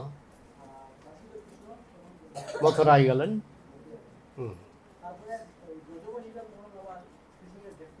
অপ্রকট, কারণ প্রেমের বিভিন্ন স্তর আছে। একটাকে বলে মিলন, আর একটাকে বলে বিপ্রলম্ভ। হ্যাঁ, আমাদের ত্রিপুরাতে একটা প্রবাদ আছে, খুব হাস্যকর প্রবাদ। আমাদের ত্রিপুরায়, গ্রাম্য বাংলায় স্বামীকে বলে হাই, বুঝেছেন? থাকতে চিনে না হাই, মরলে চিনে রামচন্দ্র গোসাই। মানে যখন জীবিত থাকে তখন স্বামীকে স্বামী বলে চেনে না, আর যখন মরে যায় তখন বলে আমার স্বামী ছিল রামচন্দ্র গোসাই। তো এটার মধ্যে শিক্ষাটা কি? মিলনে আমরা প্রেমের গুরুত্ব বুঝি না, কিন্তু বিরহে আমরা প্রেমের প্রকৃত মর্যাদা, প্রকৃত গুরুত্ব বুঝতে পারি। এই জন্য ভগবান চেয়েছিলেন বিরহের মাধ্যমে যে প্রেম, সেটা তিনি আস্বাদন করবেন। সেই জন্যই রাধার বিরহ, গোপীদের বিরহ, বা তাদের পক্ষে কৃষ্ণের বিরহ, 100 বছরের মতো তারা বিরহ যন্ত্রণা ভোগ করেছিলেন, কিন্তু সেই যন্ত্রণাটাকে বলা হচ্ছে আনন্দের শেষ সীমা। প্রেমের জন্য যে বিরহ মানে আনন্দ, বিরহের যে দুঃখের মধ্যে যে আনন্দ, এটা বলা হয় যে এই জড়জগতের আনন্দটাও পরম দুঃখ, চরম দুঃখ, আর চিৎ জগতের চরম দুঃখটা হচ্ছে পরম আনন্দ। তো জিনিসগুলি আমাদের পক্ষে বোঝা একটু কঠিন, কারণ দুঃখ কি করে আনন্দ হয়। আবার আনন্দ থেকেও অনেক সময় আমি দেখেছি একটা ছেলের চাকরি হয় না, বাবা রিক্সাওয়ালা, চাকরি হয় না, বাবা বৃদ্ধ হয়ে গেছে, ছেলেও অনেক বয়স হয়ে গেছে, আর হয়তো 1 বছর হলেই চাকরির বয়স পেরিয়ে যাবে। হঠাৎ করে একটা চিঠি আসলো যে ছেলের চাকরি হয়ে গেছে। এটা আমার চোখে দেখা ঘটনা। বাবা কাঁদতে শুরু করলেন। আচ্ছা, এটা কিসের কান্না? আনন্দের কান্না। তো ঠিক সেরকম এই যে চিৎ জগতের যে প্রেমের কান্না, সেটা কিন্তু আনন্দ, প্রেমের আনন্দ, এবং সেটা মিলনের আনন্দের থেকেও অনেক গুণ বেশি। এই জন্য ভগবান সেই আনন্দ আস্বাদন করার জন্য বিপ্রলম্ভ রস এই জগতে, তিনি বিশেষ করে এই জগতে বিপ্রলম্ভ রস আস্বাদন করেছিলেন। তাই রাধাও 100 বছরের মতো বিরহ যন্ত্রণা ভোগ করেছিলেন, এবং গোপীরাও এরকম বিরহ প্রেম আস্বাদন করেছিলেন। কিন্তু সেই প্রেমটা মহাপ্রভু বলছেন সবার উপরে, সেই আনন্দটা সবার উপরে। দুঃখের মধ্যে যে আনন্দ, সেটা সবার উপরে। বোঝা গেল? আর কার কি প্রশ্ন বা মন্তব্য? জীবানুগ প্রভু বলুন, কিছু প্রশ্ন বা মন্তব্য আছে কিনা কারো? মাতাজিদের কিছু প্রশ্ন বা মন্তব্য? হ্যাঁ বলো। আমরা জানি যে ভগবান শ্রীকৃষ্ণ আবির্ভাবের পর গৌরমণি ভগবান শ্রীকৃষ্ণকে নাম দিয়েছিলেন কৃষ্ণ। তাহলে কি করে কৃষ্ণ এর আগে ব্রহ্মাকে বেদের জ্ঞান দিল? তখন তো ভগবান কৃষ্ণ ছিল। হ্যাঁ, তো কি আছে, আমার নাম প্রেমাঞ্জন। তা আমি এখানে আসলাম, তুমি আমাকে বললে আপনার নাম প্রেমাঞ্জন, কোনো অসুবিধা আছে? কৃষ্ণের নাম কৃষ্ণ, গোলকে তার নাম কৃষ্ণ। তিনি যখন পৃথিবীতে এলেন, গর্গমুনি বললেন এই ছেলের নাম কৃষ্ণ। অসুবিধা তো নেই। কি অসুবিধা? কারণ এখানে তো তিনি অবতীর্ণ হয়েছেন, এখানে সন্তান রূপে, শিশু রূপে, যশোদার সন্তান রূপে এসেছেন। এখানে নামকরণ করতে গিয়ে গর্গমুনি আরও অনেক কথা বলে দিয়েছেন, যে এই ছেলেটি আগের যুগে কখনো ছিল গৌরবর্ণ, শুক্ল রক্তস্তথা পীত ইদানিং কৃষ্ণতাঙ্গতা। আগের যুগে শুক্ল মানে সাদা বর্ণ ছিল, রক্ত মানে লাল বর্ণ ছিল, পীত মানে গৌরবর্ণ ছিল মানে মহাপ্রভু, আর এই দাপর যুগে হয়ে গেল কৃষ্ণবর্ণ।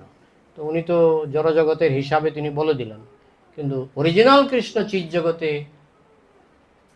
বলা হচ্ছে এমন নীল, যে নীল এই পৃথিবীতে কেউ দেখেনি। কৃষ্ণের গায়ের রংটা এমন নীল, যে নীলটা পৃথিবীর কেউ কোনোদিন দেখেনি। বুঝেছ? এমন নীল যেন নীলকান্ত মণি।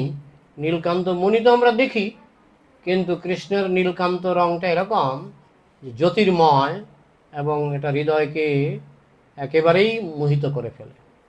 বোঝা গেল? তুমি তোমার প্রশ্নের উত্তর পেলে? ওকে, আর বলো তোমাদের। হ্যাঁ, নীলাচল। আমাদের যে আত্মা, আমরা সেই আত্মার উৎপত্তি কি গোলক বৃন্দাবনে হয়েছে না কোথায় উৎপত্তি হয়েছে? এই প্রশ্নটা ভুল আছে। না, আমার একটা একটা করে হোক। আত্মার উৎপত্তি নেই, আত্মার উৎপত্তি নেই, এটা খুব ভালো করে জেনে রাখবে। আত্মার সৃষ্টি নেই, যার সৃষ্টি আছে তার ধ্বংস আছে। আত্মার সৃষ্টিও নেই, ধ্বংসও নেই। কৃষ্ণ যেমন নিত্য, আত্মাও নিত্য। অজ নিত্য শাশ্বতয়ং পুরাণ। নিত্য মানে কি? আগেও ছিল, সৃষ্টি হয়নি। তুমি যদি বলো 2006 সাল থেকে আত্মা সৃষ্টি হলো, ওইটা ঠিক নয়। নিত্যকাল ছিল, আছে, থাকবে। শুধু দেহটার সৃষ্টি হয়। হ্যাঁ, দেহটার সৃষ্টি হয়। তোমার প্রথম প্রশ্ন হয়ে গেল? কেন বুঝতে পারোনি? আচ্ছা, কৃষ্ণ কবে সৃষ্টি হলো? বুঝবে ভালো করে। কৃষ্ণ কবে সৃষ্টি হলো? 2003 সালে না 2004 সালে? তো ঠিক তেমনি আত্মা অনাদিকাল থেকে আছে। কিন্তু কৃষ্ণ থেকে তো আলাদা আছে। আলাদা তো এক সূর্যের জ্যোতি। আমার প্রশ্নটা হচ্ছে আগে- আলাদা কবে হবে? মানে কি কারণে? আলাদা তো হয়েছে, মানে আমরা গোলকে ছিলাম বা বৈকুণ্ঠে ছিলাম বা নিরাকার ব্রহ্মে ছিলাম, আমরা কিন্তু অণু হিসাবেই ছিলাম। আমরা কোনোদিনও পূর্ণ হিসাবে ছিলাম না, আমরা চিরকালই অণু হিসাবে ছিলাম। আমরা যখন ভাবলাম যে আমরা কৃষ্ণের মতো ভোগ করব, কৃষ্ণের মতো রাস নাচ করব, কৃষ্ণের মতো বস্ত্রহরণ করব, আমরা যখন কৃষ্ণের সঙ্গে কম্পিটিশন করার মনোভাব জাগলো, তখন কৃষ্ণ আমাদের স্বাধীনতায় হস্তক্ষেপ করে না। কারণ কৃষ্ণ আমাদেরকে সৃষ্টি করেছে প্রেম বিনিময়ের জন্য, আর প্রেম বিনিময় জবরদস্তি করে হয় না। যে দৃষ্টান্তটা প্রভুপাদ একটা দৃষ্টান্তেই সব কুপুকাত করে দিয়েছেন, যে পিস্তল ধরে যদি আমি তোমাকে বলি যে আমাকে ভালোবাসো কিনা, নাহলে এক্ষুনি গুলি করে উড়িয়ে দেবো মাথার ঠুলিটা, তখন তুমি বলে হ্যাঁ ভালোবাসি ভালোবাসি। হ্যাঁ, তো সেই ভালোবাসাটা অরিজিনাল ভালোবাসা না ডুপ্লিকেট ভালোবাসা? কারণ জোর জবরদস্তি করে ভালোবাসা হয় না। কৃষ্ণ বলছেন তুমি আমাকে ঘৃণাও করতে পারো, ভালোবাসতে পারো। এই ঘৃণা করার সুযোগ পেয়ে আমরা ঘৃণা করতে শুরু করলাম, কৃষ্ণ তাতে বাধা দেয়নি। কারণ কৃষ্ণ আমাদের সৃষ্টি করেছে স্বাধীন প্রেম বিনিময়ের জন্য। তাই আমরা স্বাধীনভাবে যদি ঘৃণা করতে চাই, কৃষ্ণ বাধা দেবে না। কথাটা বুঝেছ? তো যখনই আমরা স্বাধীনভাবে কৃষ্ণের বিরুদ্ধে চিন্তা ভাবনা করতে শুরু করলাম, তখন কৃষ্ণ দেখলেন অরিজিনাল বৈকুণ্ঠে গোলক এটা সম্ভব নয়, তাই তাকে ডুপ্লিকেট জগতে পাঠাতে হবে, যেখানে সে কৃষ্ণ হয়ে যাবে। মানে কি ডুপ্লিকেট কৃষ্ণ হবে। আমরা সব ডুপ্লিকেট কৃষ্ণ হয়ে এখানে বিচরণ করছি। বোঝা গেল? দ্বিতীয় অংশটা হচ্ছে যে আমার গোলক বৃন্দাবনে আমাকে মায়া ধরলো কি করে? গোলক বৃন্দাবনে তো মায়া ধরে না। এই যে আমার ভোগ বাসনা আসলো। হ্যাঁ, ভোগ বাসনা। আচ্ছা, তুমি যখন স্বপ্ন দেখলা, স্বপ্নটা কি জাগ্রত অবস্থায় দেখলা না নিদ্রিত অবস্থায় দেখলা? তুমি অলরেডি জড়জগতে ঢুকেই তোমার ভোগ বাসনায় তুমি আছো। ভোগ বাসনা জাগার মানে তুমি যেই জাগলো মানে তুমি জড়জগতে চলে এসছো। এটা এত কুইক হয়, এত তাড়াতাড়ি হয়, যেটা আমরা চিন্তা করে বুঝতে পারি না। কিন্তু তুমি যেই তোমার জড় বাসনা জাগবে, সঙ্গে সঙ্গে তুমি জড়জগতে, এক সেকেন্ডও দেরি হবে না। তুমি যে চিৎ জগতের থেকে জড় বাসনা মেনটেন করবে, সেটা হবে না। জড় বাসনা জাগা যেমন ঘুম। তুমি বিছানায় শুয়ে আছি, ঘুম হচ্ছে না, হঠাৎ করে ঘুম চলে আসলো, আর ঘুম চলে আসার সঙ্গে সঙ্গে স্বপ্ন দেখতে শুরু করলাম। হ্যাঁ, তুমি যদি বলো জাগ্রত অবস্থায় স্বপ্ন কি করে দেখলাম, না, তুমি ঘুমিয়ে তুমি স্বপ্ন দেখা শুরু করেছো। এই যে স্বপ্নের জগৎ, এটা কিন্তু ঘুমের মধ্যেই শুরু হয়, এটা চিৎ জগতে শুরু হয় না। কিন্তু বলতে পারো যে কি করে এটা, আমরা তো চিৎ জগতেই ছিলাম, আর আমরা তো জাগ্রতই ছিলাম, স্বপ্নটা ঘুমের মধ্যে কি করে দেখলাম? ঘুমাতে হয়েছে। তো এই জড়জগৎটা হচ্ছে ঘুমের জগৎ। কি করে জাগ্রত জগৎ থেকে ঘুমের জগতে আসলাম, তুমি নিজের ঘুম দিয়ে বিচার করো। তুমি যখন বিছানায় শুয়ে থাকো, ঘুম হচ্ছে না, হঠাৎ করে ঘুমও হলো, স্বপ্ন দেখে ফেললে, তো স্বপ্নটা কি জাগ্রত অবস্থায় দেখলে না ঘুমের মধ্যে দেখলে? ওই রকম তোমার যখনই জড় বাসনা, মানে বুঝতে হবে তুমি জড়জগতে চলে এসছো। চিৎ জগতের থেকে এটা হয় না, কিন্তু সেই স্বাধীনতা আছে বলে তোমার ঘুমের স্বাধীনতা আছে, তুমি ঘুমাতে পারো, তাই তো? এই সুযোগ তোমার আছে, তাই তুমি বিছনায় গড়াগড়ি করছো যাতে ঘুমটা আসে। যেই ঘুমটা আসলো, স্বপ্ন চলে আসলো। ঠিক তেমনি চিৎ জগতে যেই ঘুম হলো, আমরা জড়জগতে চলে আসলাম, আর আমাদের ইচ্ছাগুলি স্বপ্নের মাধ্যমে এই স্বপ্নের জগতে আমরা পূরণ করছি।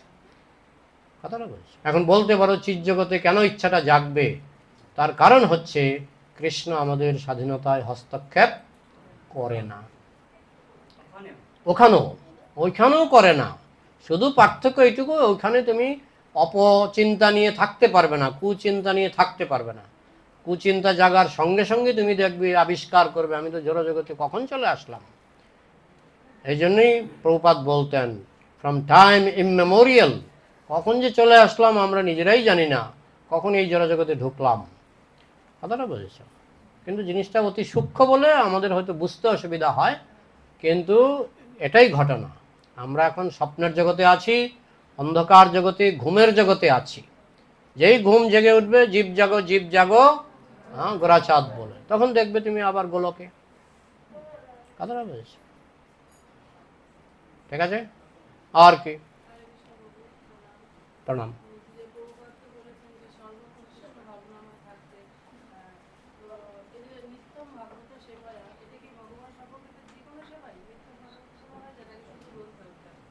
হ্যাঁ, এটা আপনাকে বিভিন্নভাবে করতে হবে। কখনো জপের মাধ্যমে, কখনো কৃষ্ণ কথা শ্রবণের মাধ্যমে, কখনো বিগ্রহ দর্শনের মাধ্যমে। আপনাকে সব সময় ভগবানের চিন্তায় ডুব দিতে হবে। হ্যাঁ হ্যাঁ হ্যাঁ, যে কোনো সেবা, যে কোনো সেবা, হ্যাঁ, লেগে থাকতে হবে। যেই আপনি ভগবানের সেবা বাদ দিয়ে জড়জগতের সেবায় মগ্ন হবেন, সঙ্গে সঙ্গে আপনাকে নিকটস্থ মায়াতারে জাপটিয়া ধরে। বুঝছেন? আর কি? প্রভু আমরা শুনি যে বৃন্দাবন পরিক্রমা 84 কোষ, টোটাল ভূমিটাই বৃন্দাবন বলে পরিক্রমা করা হয়। এখন শুনছি বৃন্দাবন শুধু মথুরাটা নয়, এটাই কিছু জানতে। 84 ক্রোশ ব্রজমণ্ডল, 84 ক্রোশ বৃন্দাবন বলে ব্রজমণ্ডল। 84 ক্রোশ বৃন্দাবন তো আমি শুনিনি। এটা অনেকে পাইকারি হারে বলে, কিন্তু অ্যাকচুয়ালি বৃন্দাবন আর মথুরা আলাদা। হ্যাঁ, এই জন্য কৃষ্ণ যেমন অরিজিনাল কৃষ্ণ মথুরায় আসেনি কেন? যেহেতু বৃন্দাবনং পরিত্যজ্য সপদমেকং ন গচ্ছতি, বৃন্দাবন ছেড়ে এক পাও যায় না, এই জন্যই তো মথুরায় আসেনি। মথুরায় যিনি এসছেন তিনি বাসুদেব কৃষ্ণ। এখন আমরা যেমন অনেকে বলে পাতাল নাকি পৃথিবীর নিচে, কিন্তু পাতাল কি পৃথিবীর নিচে? পৃথিবী থেকে কোটি কোটি মাইল দূরে পৃথিবীর নিচে আছে অতল গ্রহপুঞ্জ, বিতল গ্রহপুঞ্জ, তলাতল গ্রহপুঞ্জ। এরকম করে করে 7খানা গ্রহপুঞ্জের নিচে হচ্ছে পাতাল। তো যারা বুঝে না তারা মনে করে পৃথিবীর নিচে, বলে যে টিউবওয়েলের পাইপ আছে না, এটা নাকি পাতাল থেকে নাকি জল আসে। তো এরকম পাইকারি হারে কথা অনেকেই বলে, কিন্তু শাস্ত্র থেকে আমাদের বুঝতে হবে। বোঝা গেল? হ্যাঁ,